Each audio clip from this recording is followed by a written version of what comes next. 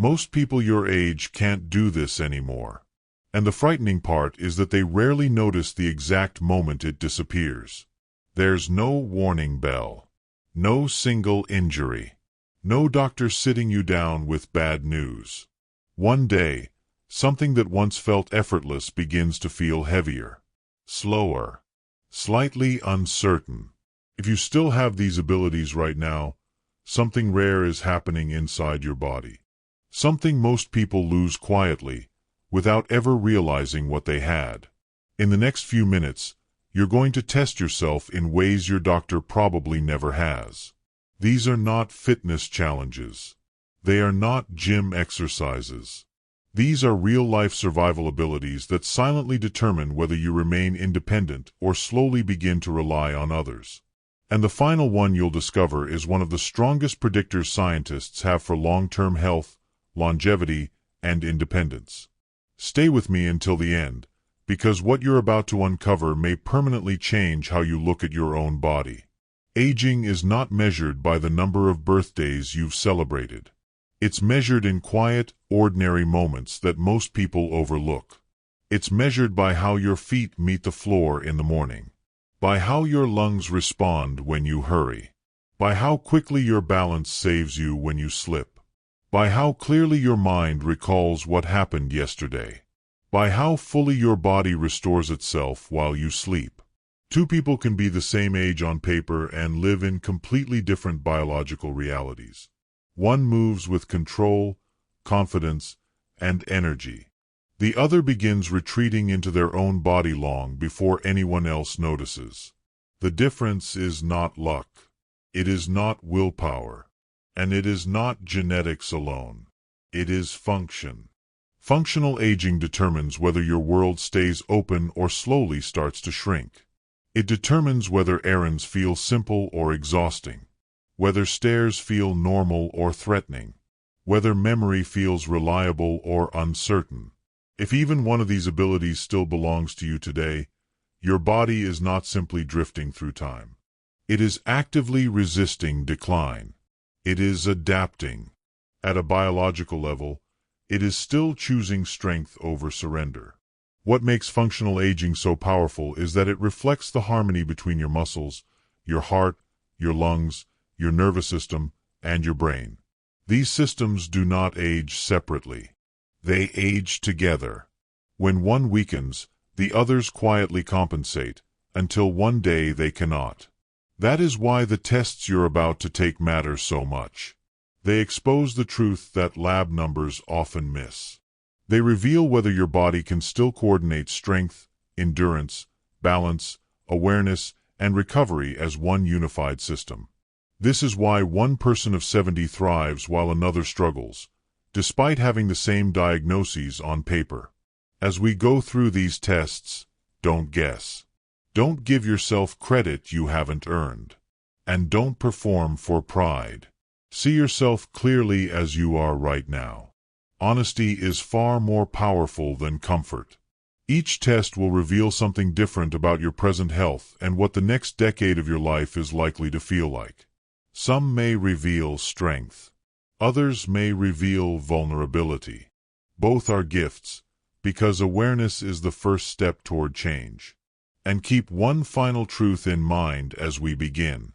Passing even one of these tests does not make you average. It places you in a shrinking group of people whose bodies are still working with them, not against them. It makes you rare. Let's begin with the simplest movement most people stop noticing on the exact day it quietly begins to vanish. Standing up from a chair without using your hands. This is not an exercise. This is one of the clearest reflections of how well your body still obeys you. Sit tall in a regular chair with your arms crossed over your chest. No rocking forward. No pushing off your thighs. Just your legs lifting your full body weight in one smooth motion. If you can rise cleanly like that, you are functioning at a level of real-world strength that most adults your age no longer maintain. This one movement demands power from your thighs, stability from your core, precise timing from your nervous system, and control from your balance. When people begin using furniture to help themselves stand, They often blame stiffness or aging joints. In most cases, it is not stiffness. It is strength quietly leaving the body. A woman in her 70s once noticed that every time she stood, she leaned a little further forward than before. At first it felt insignificant. Then came the day her upper body rose faster than her feet, and she nearly tipped backward. That moment frightened her, not because of pain, but because her body no longer responded the way it once had. She began with only a few minutes a day of gentle seated squats and slow, controlled leg lifts. Nothing extreme. Nothing heroic. For several weeks, nothing felt different. Then one quiet morning, she stood up without thinking about it. No hands. No hesitation. No strain. Only strength. The tears came instantly. Not from discomfort, but from recognition. For the first time in months, she felt like her body was truly hers again. Now we move from standing to walking. Not casual wandering. Walking with intent. Can you cover 20 feet as though time matters, without stopping for air, without slowing halfway through, without feeling unsteady? Physicians often call walking speed the sixth vital sign because it predicts survival with unsettling accuracy. To move quickly, your heart must drive blood with force, your lungs must exchange oxygen efficiently, your legs must generate forward power, and your brain must coordinate every step in precise rhythm. The moment one of these systems weakens, your pace is usually the first signal that something inside is changing. There was a man in his late 70s who slowly began avoiding his daily walks because the path to the mailbox felt longer than it used to. One afternoon, he had to stop halfway around his own block just to catch his breath. That moment unsettled him more than any medical appointment ever had. Instead of accepting it as normal, he made one small decision. Every day, he walked just slightly faster than the day before. Not to exhaustion. Not to pain. Just to effort. Within weeks, his pace returned. But what surprised him most was not the strength in his legs. It was the steadiness in his mind. He said it felt like time had loosened its grip on him. Now comes one of the most unforgiving tests your body will ever face. Stairs. Gravity does not negotiate. Every step demands lift. Every rise demands breath. Every landing demands balance. If you can climb a full flight of stairs without stopping, without clinging to the railing in fear, and without reaching the top with your chest burning for air, your heart and lungs are functioning at a level most people your age no longer reach. One woman avoided stairs completely after a minor slip made her fearful. Then one urgent situation forced her to climb. She reached the top trembling and breathless. That moment stayed with her. It became her turning point. A month later, she climbed the same stairs calmly. Her doctor later told her that single ability alone reflected strong internal systems still working in harmony. If you passed any of these first tests, understand what that truly signifies. Your muscles are still producing power. Your heart is still delivering it. Your lungs are still fueling it. Your nervous system is still directing it. These systems are still communicating with precision. And if any of these felt difficult, that is not a sentence. It is a signal. Because the next signs go even deeper, and they reveal something even more vulnerable than strength alone. Now we move into something most people underestimate until the exact moment it begins to betray them. Balance. Stand near a counter or a solid chair. Lift one foot just a few inches off the ground and hold it for 10 seconds without touching anything for support. This may seem simple, but it is one of the strongest indicators of how well your brain and body are still communicating. Balance is not controlled by one system alone. It depends on constant coordination between your muscles, your joints, your eyes, your inner ear, and your nervous system. When even one of these begins to weaken, balance is often the first ability to fade. And when balance fades, fear usually follows close behind. That fear quietly reshapes how a person moves through the world. Steps become cautious. Movements become measured. Corners are rounded more carefully. Rugs become obstacles. Stairs become threats. A woman in her mid-70s once noticed that she had started gripping the sink every morning while brushing her teeth. At first it felt like a harmless safety habit. Then one morning, she lifted one foot slightly to adjust her stance and nearly tipped over. Her heart raced. What shook her most was not the near fall itself, but the realization that her body no longer trusted itself. Instead of withdrawing further into caution, she chose to confront it. Every day, she practiced, starting with only a few seconds at a time, always near support. Gradually those moments became steady holds. 2 weeks later, she stood confidently on one foot without grabbing anything. Months afterward, when she caught the edge of a rug and stumbled, her body reacted instantly. She recovered in one fluid motion. That reflex, rebuilt through practice, prevented a fall that could have changed her life. Now we move to something even more revealing than balance alone. The ability to get down on the floor and rise back up under your own control. No furniture. No pushing off your knees. No outside help. For many people over 70, the floor quietly becomes forbidden territory. Not because they physically cannot reach it, but because they no longer trust themselves to return upright. That loss of trust reshapes daily life in hidden ways. Stretching stops. Playing on the floor with grandchildren stops. Certain rooms feel off-limits. And without realizing it, a person's world begins to shrink. There was a man who felt that shrinkage the instant his great-grandchild asked him to sit on the floor to play. He hesitated. The fear was immediate and silent. Not the fear of sitting down, but the fear of not being able to stand back up. That hesitation wounded him more deeply than any pain in his joints. It touched his independence. Instead of avoiding the floor forever, he chose to reclaim it. He began with controlled kneeling beside his bed. Then practiced rising slowly. Each day he repeated the same movements. No rush. No forcing. Just steady effort. Weeks later, he sat on the floor with his granddaughter and stood up smoothly, without using his hands. He laughed when he reached full height. Not because it was easy, but because the fear that once ruled him was gone. Being able to balance on one foot and rise from the floor isn't just about physical strength. It is about confidence in your own body. It is about knowing that if you stumble, you are likely to recover. If you fall, you can rise again. These abilities do more than prevent injuries. They preserve your independence. They protect your dignity. They allow you to move through the world with courage instead of constant caution. If you can still balance steadily and rise from the floor with control, you are not simply avoiding accidents. You are actively preserving your freedom, your self-trust, and your right to fully occupy your own life. And the next sign reveals something just as powerful, this time in your hands and in your mind.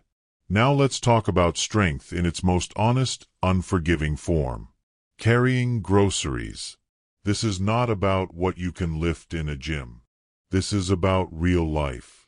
Can you pick up a full bag, hold it without pain in your hands or shoulders, walk steadily without swaying, and reach your destination in one single trip? This small daily task reveals far more than arm strength alone. It demands grip power, shoulder stability, core control, posture, balance, and leg support all working together under load. When even one of those systems weakens, the bag suddenly feels heavier than it should. And that change rarely announces itself loudly. It shows up as a pause on the steps. A bag shifted from one hand to the other. An extra trip that didn't used to be necessary.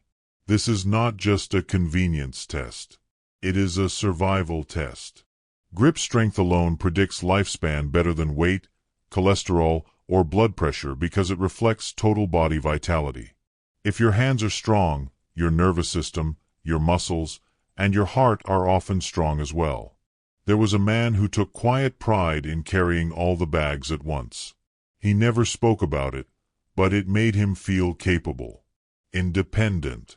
One afternoon, halfway up the steps to his front door, his arms suddenly failed him. The bags slipped. He had to stop, chest tight, hands aching. What shook him most was not the physical strain. It was the realization that something he had always relied on was no longer guaranteed. That moment followed him into the night. The next morning, he began rebuilding. Nothing extreme. He squeezed a tennis ball while watching television.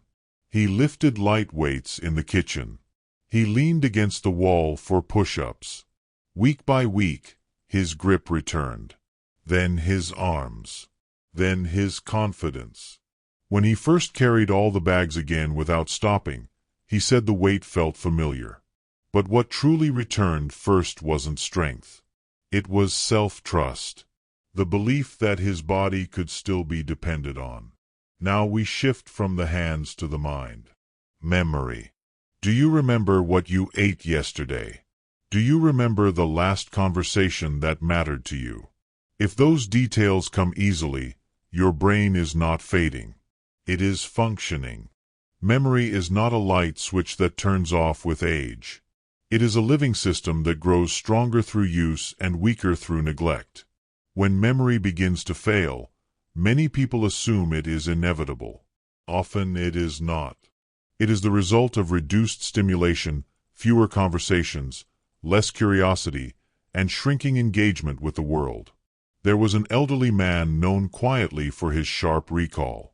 He could list the meals he had eaten days earlier and name streets from cities he had not visited in decades. When asked how he preserved such clarity, he never spoke about puzzles or mental tricks. He simply said that he stayed curious. He read novels and newspapers. He asked questions in conversations. He learned new things even when it felt slow at first. Curiosity kept his neural pathways alive. It kept blood flowing to his brain. It kept his attention anchored to the present instead of drifting into fog. Strength and memory may seem like separate qualities, but they are deeply connected. Both depend on circulation. Both depend on nerve signaling. Both depend on being used. When ignored, they fade. When challenged, they grow. If you can still lift without hesitation, still carry without fear, still remember without strain, and still engage with the world with interest, your body and your mind are not surrendering to time. They are adapting. And adaptation is one of the clearest signs that aging has not won. The final test now reveals what happens to all of this while you sleep. Now we come to the quietest test of all. When you open your eyes in the morning, do you feel restored? Not just awake. Not just conscious, but genuinely renewed. Sleep is often mistaken for simple rest, yet it is one of the most complex biological repair processes your body performs. While you sleep, your brain clears metabolic waste that interferes with thinking. Your heart rate and blood pressure recalibrate. Your muscles repair microscopic damage from the day before. Your immune system resets its defenses. Your hormones rebalance to regulate stress, appetite, metabolism, and mood. If you fall asleep naturally, remain asleep through most of the night, and wake without heaviness in your body or fog in your mind, your body is still executing its most powerful form of self-healing every single night. This kind of recovery is not guaranteed with age. Many people quietly accept poor sleep as just part of getting older. They normalize waking up tired. They normalize afternoon crashes. They normalize dull thinking and low energy. But poor sleep is not an inconvenience. It is a warning. It means the body's repair systems are being interrupted. And when sleep quality declines, everything else tends to follow. Strength weakens, balance worsens, memory dulls, immunity drops, and emotional resilience erodes. This is why waking up restored is one of the clearest signals that your internal systems are still working with resilience at the deepest level. There was an elderly woman who slowly began waking each day already drained. At first she blamed stress. Then she blamed age. Medical tests revealed nothing alarming, yet she felt her energy slipping month by month. Eventually, she realized the problem was not her days. It was her nights. She made a series of simple changes. She reduced bright light exposure in the evening. She dimmed the lights after dinner. She allowed natural light to reach her eyes early in the morning. She avoided caffeine late in the day. None of these changes felt dramatic on their own. But together, they rebuilt her sleep rhythm. Within 2 weeks, she began sleeping deeply again. Her emotional state steadied. Her memory sharpened. Her energy returned. Nothing else in her life changed. Only her sleep. That is how powerful true recovery truly is.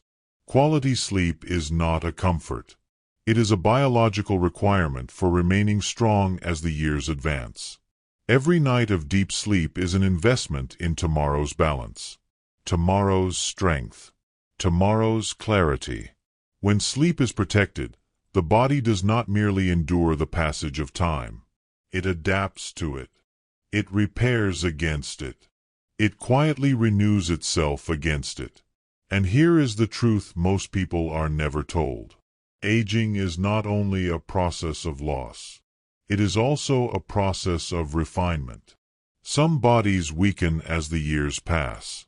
Others become more efficient, more coordinated, more intelligent in how they use their energy. If you passed many of these tests, you are not simply fortunate. You are evidence that decline is not the only path forward. You are proof that the body can remain capable, responsive, and resilient far longer than most people expect. So now, one final question remains. How many of these tests could you honestly pass? And which one surprised you the most? Write the number in the comments. Your answer matters more than you think. And if someone you care about is quietly losing these abilities, share this with them. It could be the moment that changes their direction. If you want to continue learning how to stay powerful for as long as possible, stay with this channel. Your body still remembers how to be strong. And it is never too late to remind it.